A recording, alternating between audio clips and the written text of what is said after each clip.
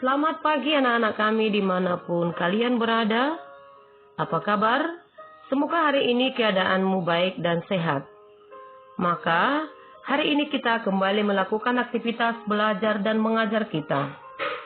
Sebelum kita mulai aktivitas kita, marilah kita serahkan diri kita kepada Tuhan supaya senantiasa kita diberkati. Maka marilah kita berdoa dalam nama Bapa, Putra, dan Roh Kudus. Amin. Kita doakan doa Salam Maria. Salam Maria, penuh rahmat, Tuhan sertamu. Terpujilah engkau di antara wanita, dan terpujilah buah tubuhmu Yesus. Santa Maria, Bunda Allah, doakanlah kami yang berdosa ini, sekarang dan waktu kami mati. Amin. Dalam nama Bapa, Putra, dan Roh Kudus. Amin. Apa kabar anak-anak kami seluruhnya? Pada pagi ini kita akan melanjutkan pelajaran kita. Setelah minggu yang lalu kita sudah mengikuti UTS dan kita sudah mempelajari pelajaran kita di bab 1. Kita akan masuk ke bab 2, nanti bisa kamu buka bukumu di halaman 87.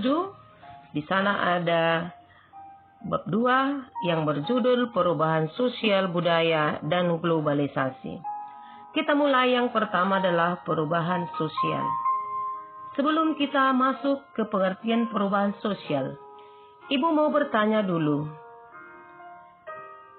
Apakah bisa Anda sebutkan contoh perubahan yang terjadi dalam kehidupanmu sehari-hari?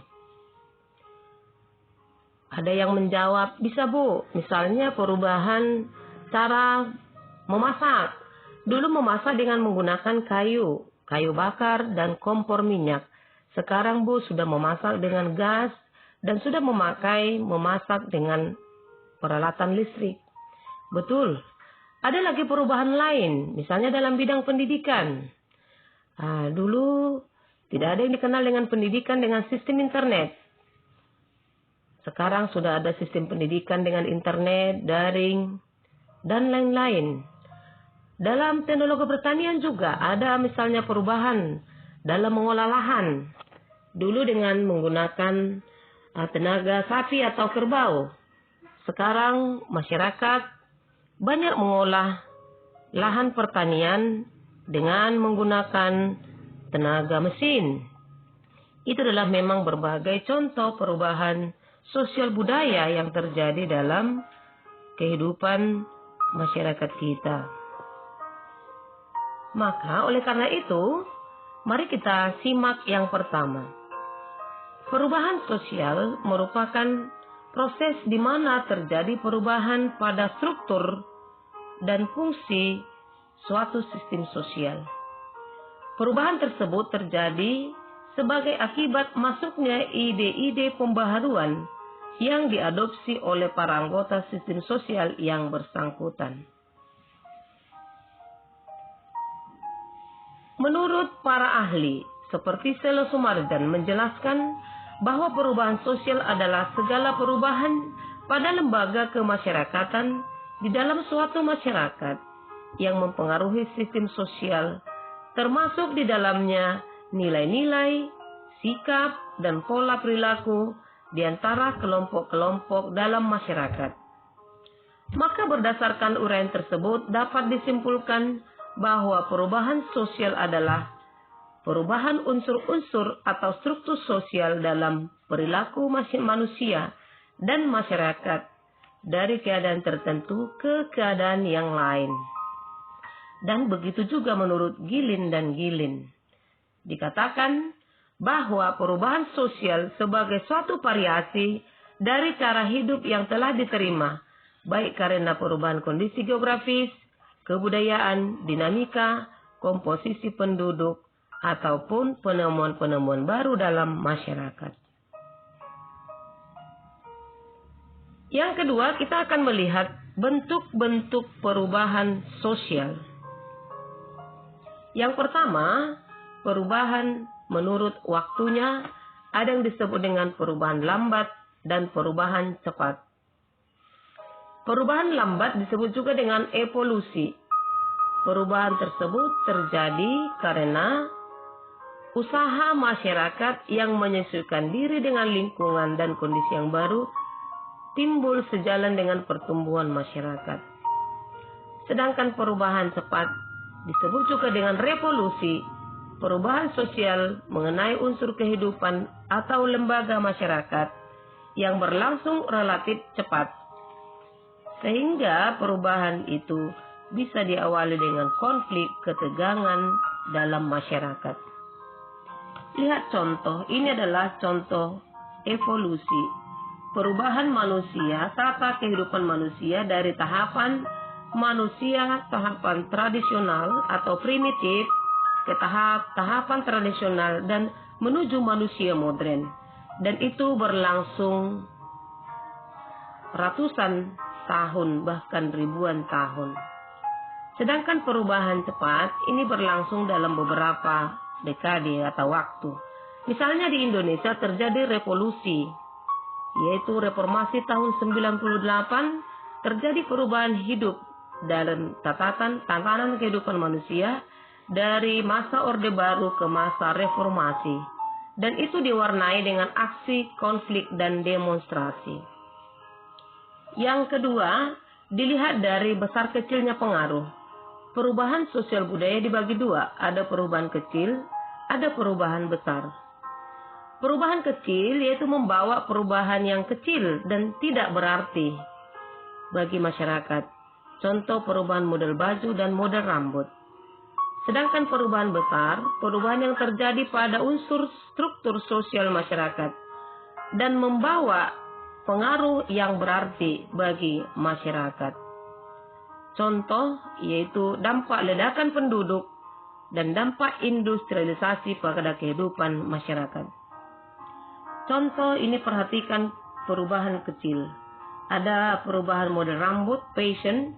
Ini adalah hanya mengubah pada sisi kehidupan beberapa kelompok orang saja dan belum tentu mempengaruhi hal yang lain. Dan hanya dari sisi beberapa kelompok orang saja. Sedangkan ini adalah contoh perubahan yang besar. Dari pola pertanian yang tradisional dengan pekerjaan-pekerjaan dalam bidang lain. Ini adalah berubah karena diakibatkan penerapan industrialisasi bidang pertanian dan perkembangan kehidupan sosial ekonomi. Jadi lapangan-lapangan pekerjaan bukan lagi hanya bertani, tapi banyak lapangan pekerjaan yang mempengaruhi kehidupan yang cukup besar bagi masyarakat. Bentuk yang ketiga, perubahan itu bisa dilihat dari sudut perencanaan atau yang dikehendaki dan sudut yang tidak direncanakan dan tidak dikehendaki. Ada perubahan sosial budaya dalam masyarakat yang direncanakan atau dikehendaki. Yang mana pihak yang merencanakan itu adalah boleh pemerintah, boleh pihak mana saja pun, atau dinamakan agent of a change. Contoh, keluarga berencana. Ini adalah contoh perubahan yang diterapkan dan dibuat oleh pemerintah. Maka itu adalah perubahan yang direncanakan. Yang kedua, perubahan yang tidak dikehendaki atau tidak direncanakan merupakan perubahan di luar jangkauan kehidupan masyarakat dan dapat menimbulkan timbulnya akibat-akibat sosial yang tidak diharapkan. Contoh, bencana alam. Lihat seperti contoh. Ini adalah salah satu contoh perubahan yang tidak dikehendaki. Keluarga berencana. Contoh lain, yaitu perubahan yang dikehendaki, yaitu pembangunan sarana prasarana infrastruktur oleh pemerintah.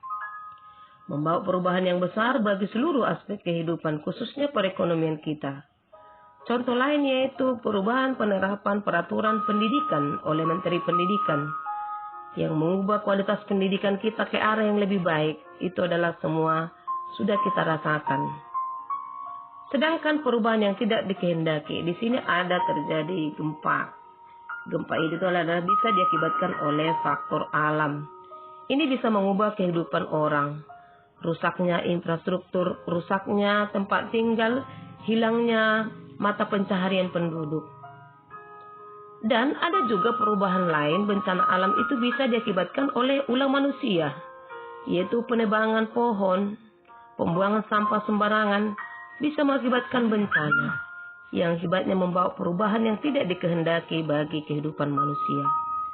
Dan banyak lagi bentuk-bentuk perubahan lain dalam kehidupan kita, yang artinya perubahan sosial budaya itu mengubah struktur kehidupan sosial ataupun budaya bagi seluruh kehidupan kita di masyarakat.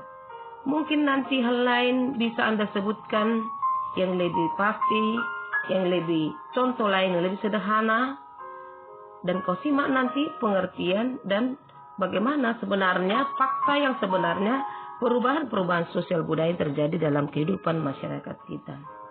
Maka dengan demikian, sekian penjelasan Ibu hari ini. Semoga bermanfaat untuk menambah wawasanmu. Maka materi ini nanti tolong dibaca dan dipahami, dan tentunya harus kamu catat.